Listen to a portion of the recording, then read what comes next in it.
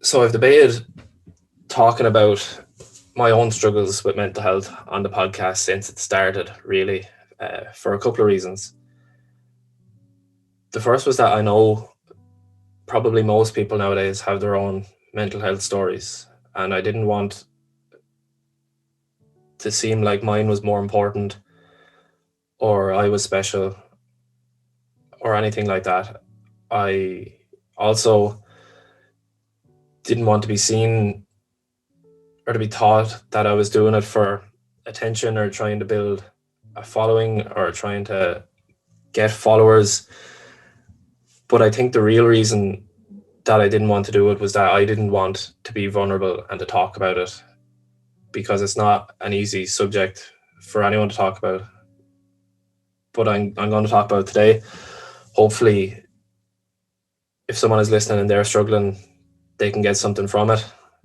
Maybe a bit of hope. Maybe you're not struggling. Maybe you might just get to know me better, if nothing else. So I have a story and I'm going to tell it. So we might as well start at the start. So my childhood was normal. I was no different from anyone else, really. I was just a regular child. Went to school. I was confident. I was happy. I was carefree all the way through primary school. Played sports, loads of friends, no issues. Uh, that carried on then into first year. I had the same fears as everyone else going into secondary school. I didn't know many people, but I was okay. I got on with it. I knew everyone else was in the same boat and made friends, got on well. There was no issues there. Then when I turned 14, not the day I turned 14, but pretty soon after, um, or soon before even, sorry, my auntie committed suicide. And I remember that day clearly still.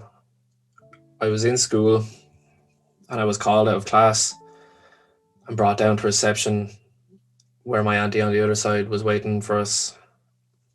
Myself, my brother Brendan were down there. And I remember walking down and seeing Helen in reception crying.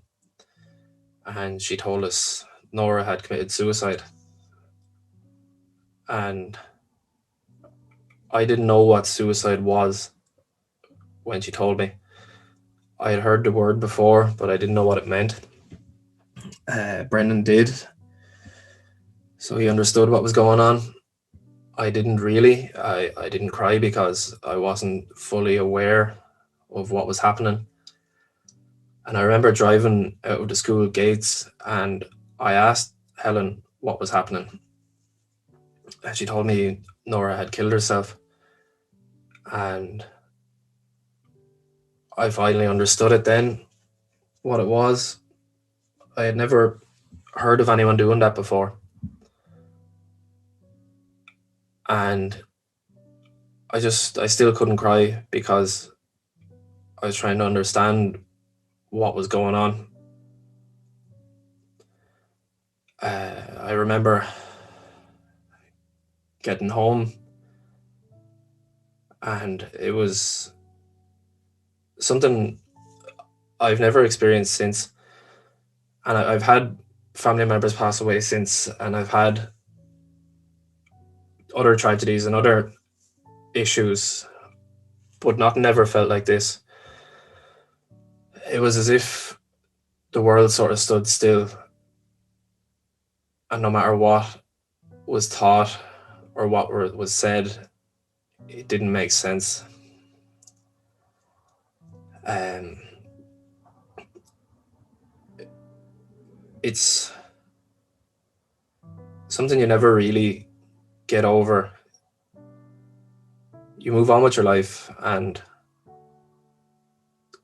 life does go on as normal, but it's still there in the back of your head whenever it's mentioned, the topic of suicide. And it's something that a family never really gets over. But there's been positives that have come from that. I think my family are very much a strong family.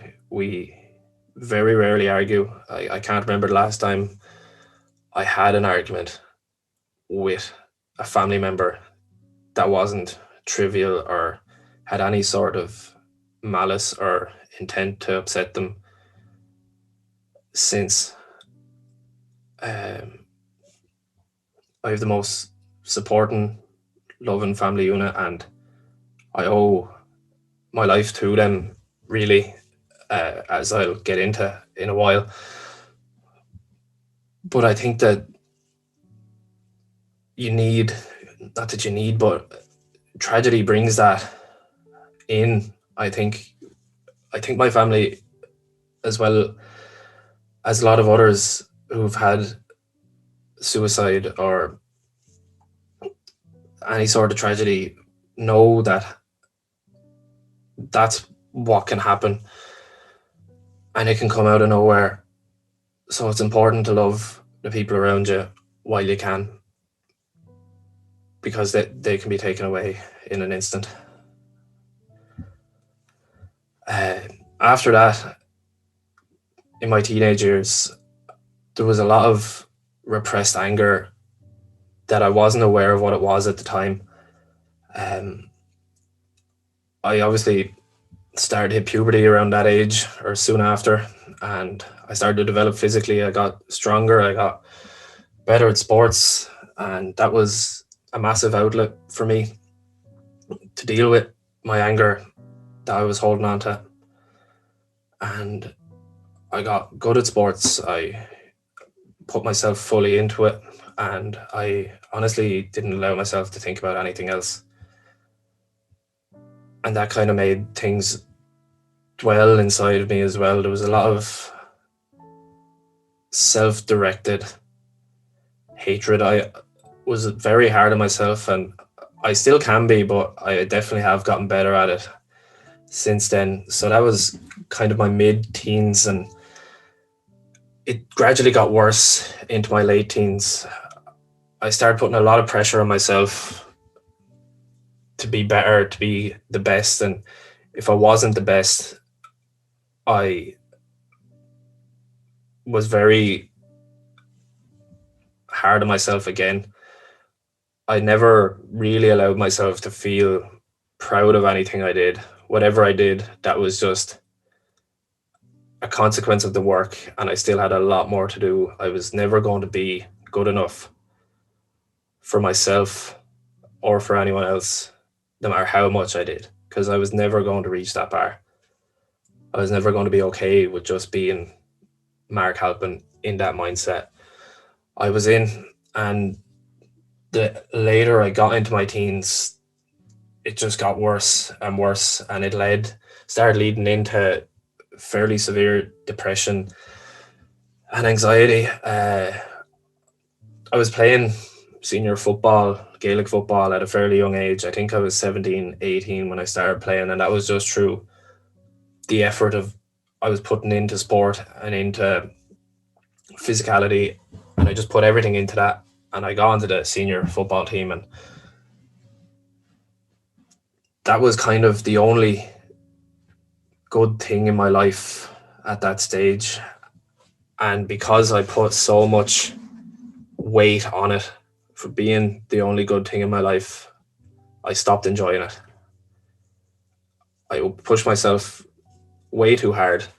I got injured, and then when I got injured, I couldn't train, so I was left with just my mind, which was in complete shit.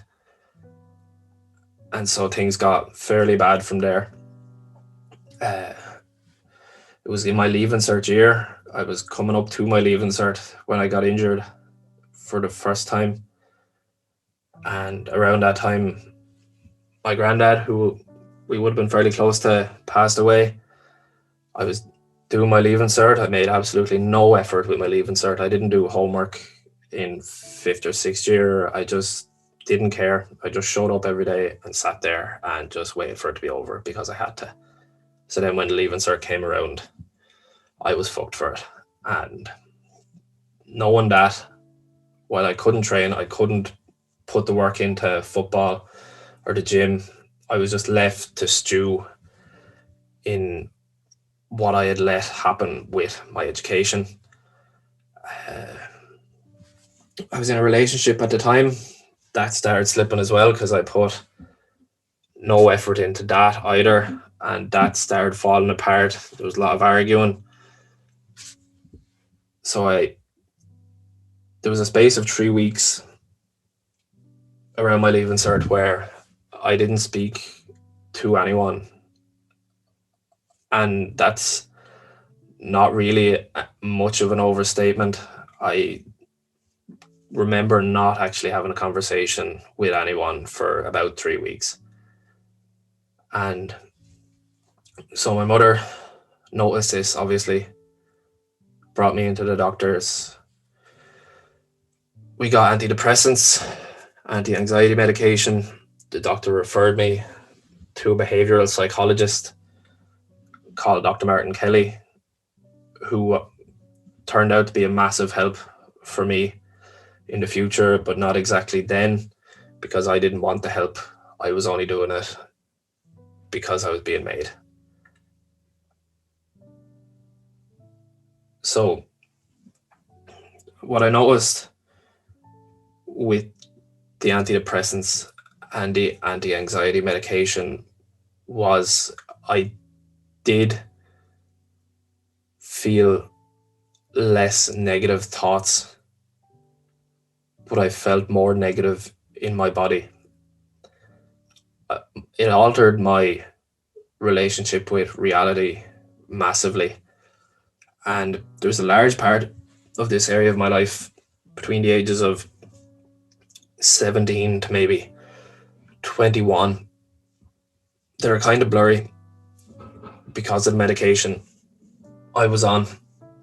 Actually, because of medication and a few other things, which I'll talk about. So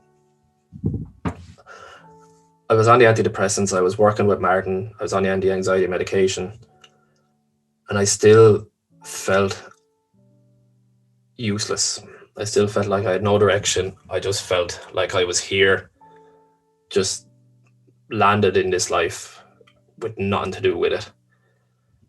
And so I got very bad at being consistent with the medication. I'd take it some days I wouldn't. I'd forget. Some days I'd say, fuck it, I'm not taking that. And that obviously is a bad thing to do. So when that happened, I started getting worse. I began self-harming.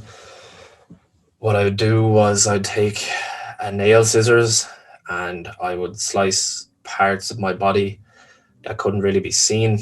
So I still have scars around my ankle, some on my chest, and a couple on my hand. And I used to do that to get a break from what was happening in my head. I could feel something in my body, just the sharpness of the pain was a relief from the pain. Pain in my head. It was also a visual representation for me of what was happening in my head, that I had something to show for it, because I couldn't verbalize, I couldn't tell anyone how I was feeling, really. I could try, but I just didn't have the vocabulary, I didn't have the wherewithal to be able to do it. So at least I could see that there was pain there when I looked at these areas. Another form of self-harm which I got into was punching myself in the head, which I used to do to help myself fall asleep. I obviously didn't understand the damage this could do, or maybe I did, and I just did it anyway. So when I was lying in bed and I couldn't sleep, and the thoughts were spiraling in my head, and the feelings were in my body, I just wanted to turn it off. So I thought I'd hit the off switch myself. And I can confirm I do hit hard. And when I'm not trying to dodge it, I can hit the right place. I could hit the right place. So what I would do is I would regularly do that, and I keep punching myself until I couldn't feel anything. So I give myself concussions pretty regularly, uh, which is hard to imagine now that I could do that, knowing what I know about concussions, and it is something I do worry about, but it's not worth me worrying about. I do as much as I can now to look after my brain, look after the physical aspects of my brain through nutrition, sleep, saunas, all these things. And that's kind of one of the reasons I do take these things kind of far, is I know that I'm trying to mitigate any damage that has been done or any damage that could be done through playing sport. So this happened for a while, like a good time. I'd say at least a year. I done that for not every night, probably not even every week, but more regular than it should have been. I dealt with suicidal thoughts regularly as well. I used to be in my room alone, crying. My mother would come up and find me, my father as well, and all I could do was apologize to them for being a burden. And I didn't really understand what I meant at the time, because they would ask me, "What do you mean you're a burden?" And I tell them I don't know. But I did know, now looking back on it, the way I felt. I felt like I was such a negative thing in their life, that they had this son that was going through this and was causing them so much worry. And they just wanted me to be well, and I couldn't be. So I felt like a burden because I was too afraid to actually go and commit suicide myself. And thank God I was too afraid to do that. So eventually I was sent to Newcastle because I was becoming a danger to myself. I was stayed there, I think it was for one day. And I remember being in there, I was checked in, done the tests. They told me I had clinical depression, generalized anxiety disorder, and bipolar type 1 or 2, which I later found out I don't have, that was a misdiagnosis. I'm not bipolar, and I never was. So I remember after the check-ins, going down to the sitting room area in Newcastle, and there was an old man there in a robe who I tried to have a conversation with, but I couldn't. He just wasn't registering the words I was saying and couldn't express anything back to me really, to show that what I was saying was logging with him. So I was a smoker at the time, and there's a smoking area there that is a locked room, so you can't get out. I remember going in and standing there smoking. There was another fella in there smoking a cigarette, and he pulled something out of his pocket, turned into the wall when no one was looking, and he smoked something else that wasn't a cigarette. I don't know what it was, but I remember thinking I shouldn't be here when I saw that. So I went back, talked to the nurses. Could have been the following day or that night. I told them, look, I don't belong here. I'm just sad. I'll be able to find a way out of this myself. They brought me back into the psychiatrist there. I was eventually able to convince him that this place wasn't for me. I don't need this place. I'm going to fix myself. So they let me out. I went back home. I struggled again for another while. I was put on more medication. So at one stage I was taking 7 or 8 different medications a day for my mental health. there was the antidepressants, anti-anxieties, the stuff I was given for bipolar disorder. I don't have. I was put on a mood blocker and a couple of other things I can't really remember. Again, as I said, there's parts of this area of my life that I don't remember fully. So eventually I kind of started thinking, look, this isn't how I'm supposed to feel. I don't feel like myself anymore. I feel like a zombie. How do I fix this? So I went to a different psychiatric hospital, a day hospital, to see about coming off some of the medication I was on. So I spent a while in there, a couple of visits, doing tests. Eventually they told me, look, you're not bipolar. That was a misdiagnosis. You are dealing with clinical depression and a generalized anxiety disorder. So we're going to start lowering your dosages while working with CBT, cognitive behavioral therapy. And I gradually came off medication after about 6 months. After that, I knew I had to keep looking after my mental health if I was going to be off of medication. So there was a place that someone had recommended to me before while I was sick. It was the mother of my girlfriend at the time. And obviously I didn't listen at the time. I didn't want help, so I didn't care. But I looked up this place anyway. It was iMind Coach in Dundrum. And it was this guy who basically sat me down in a chair, a recliner, talked me through a hypnotherapy type session, just got me into my own body. And we done a psychoanalysis session there. And walking out of there was the first time after the first session that I actually felt normal again since I was a child.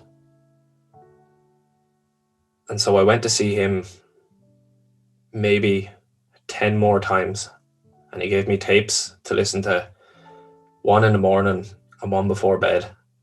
And they were just meditations. They were to get me into something called an alpha brainwave state, which I honestly don't fully understand. I'm not a neurobiologist, but whatever it did helped me tremendously. And I think that work that I did with him still stands to me today. I went back then as well, working with the behavioral psychologist I had originally worked with, who I made no effort in the sessions with originally. But I started working with him now because I wanted to be better. I could feel myself being pulled back upwards, and I wanted to keep working on that positive momentum. So I worked with Martin for a long while after that and made a massive amount of progress. And I got to the point where I didn't need him anymore. I was self-sufficient with my mental health. And so I was able to start my life again, really. I done my first course in personal training because I knew that's what I wanted to be. I finished that, completed it. After that, I decided I want to go back to college to get a retail management and marketing degree because I knew I wanted to start my own personal training business. So I thought having a degree would help. Now, college wasn't for me. I got to the end of second year. It was a 2-year course. I ended up failing and not going back. But I knew that that degree wasn't going to help me because I wanted to start my own business. And college was never for me. School was never for me. But I think I got what I needed from it. And so from there, I went working in different jobs I didn't really like, but gave me experience and taught me about what I don't want to do, really. Just factory jobs, office jobs, and I think I had to do those jobs just to prove myself that I wasn't going to be able to do this for the rest of my life, that I had to take things into my own hands and start my own business. Basically, I always knew I was going to do that. But before I wanted to do that, I had always said I wanted to go to Australia. While I was sick, I said that, look, that's something I want to do. I want to go and live in Australia for a while. And I did that. And that was just another thing off the checklist that I thought would never really be possible that I did. I never thought I'd get better. I never thought I'd actually make the steps to become a personal trainer. I never thought I'd go to Australia. And I'd done all those things. Or did. Apparently, I mix up done and did a lot. So after that, I came back, studied personal training further, got another degree in that, and I started my own business. And since then, I've met Breed, and now I'm going to be a daddy. I'm sure I've left out a lot of stuff. In fact, I know I've left out a lot of stuff in this story. And I've left out a lot of the positive things as well. My life hasn't been all negative. Those years weren't all negative. Some wonderful things happened. I met some wonderful people. I had some great days. I've been happy. But you can't really appreciate the happiness without the sadness. And it's not forever. You're going to go through hard times. Everyone is. It's absolutely impossible to be happy all the time. And anyone who says they are is not only lying to you, but maybe lying to themselves.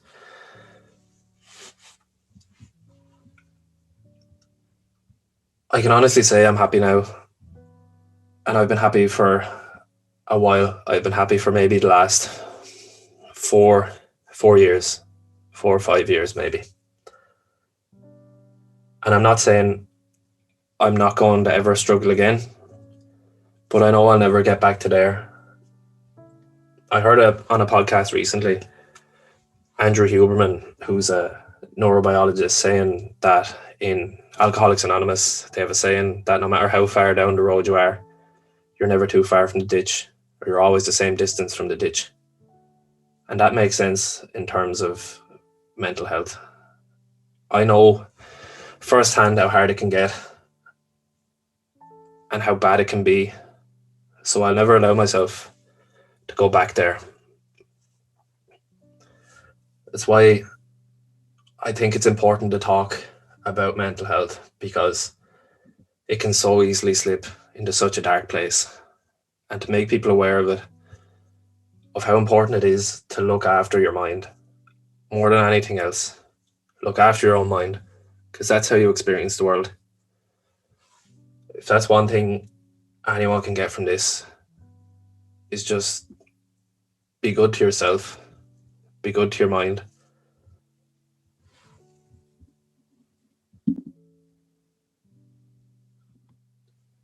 And the help works.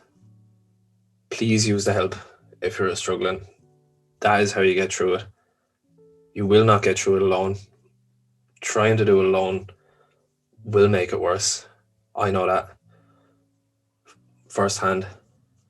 There's no way I'd be here today if it wasn't for my parents, if it wasn't for my brothers, if it wasn't for my friends like Gavin Stamp and James Flood, who I know people who know them, you might not think they'd be good with this stuff, but they really are. And I honestly owe a massive amount to them. Of course, the help of Marc and Kelly and the iMind coach and people who showed me that there's ways you can do this yourself. You don't need to be told that there's something wrong with you. You need to take a pill. Now, obviously there are cases where it is needed and everybody is different. But I think a lot of people could do with just taking on some daily practices to look after their mind, and it could change everything for them. And one person I can't let this podcast go by without mentioning is Michael Dwyer. Michael has been there through all of what I've just talked about by my side. And he's never once said he's too busy. He's never once turned away. He's never once not answered a phone call, not answered a text, not shown up when I needed him there, not giving me the hand I need. Anything I've asked Michael to do with me, he's done. And he's come through even further than I've ever expected. He's the reason the podcast is where it is today. There's a reason he's going to be the godfather of my child. I can't thank him enough for what he's done. And Michael, if you're listening to this, I'll never be able to express in words how grateful I am to have you as my friend. But just know that I do. That's it, lads. I've talked about myself for God knows how long, way too long. So if you've actually listened this far, thank you very much. I really appreciate it. And be good to yourself.